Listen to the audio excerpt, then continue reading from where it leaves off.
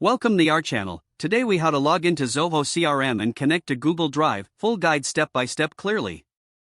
To begin, open your preferred web browser. Type zoho.com in the address bar and hit enter. Once the Zoho homepage loads, locate the login button at the top right corner of the page. Click on the login button. You will be directed to the login page. Here, enter your registered email address in the first field. Next, input your password in the second field. If you've forgotten your password, click on the Forgot Password link to reset it.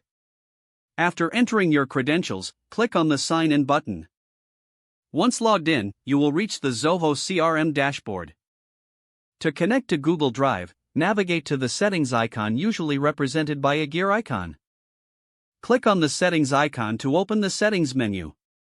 In the Settings menu, find the Marketplace or Integrations section. Click on Marketplace or Integrations as per your version of Zoho CRM. Look for Google Drive in the list of available integrations. Click on the Google Drive integration option. You may be prompted to click on the Connect button. This action will redirect you to a Google login page for authentication. Here, enter your Google account credentials if prompted.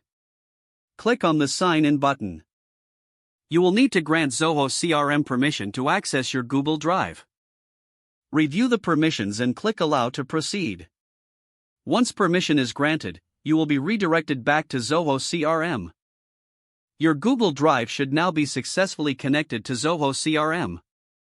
You can verify the connection by checking for Google Drive options within the Zoho CRM interface. Now, you can easily attach files from Google Drive to your CRM records. That completes the process of logging into Zoho CRM and connecting to Google Drive. If the page does not load, refresh the browser or try again in a private or incognito window. Don't forget to like this video and subscribe to our channel for more step-by-step tech guides.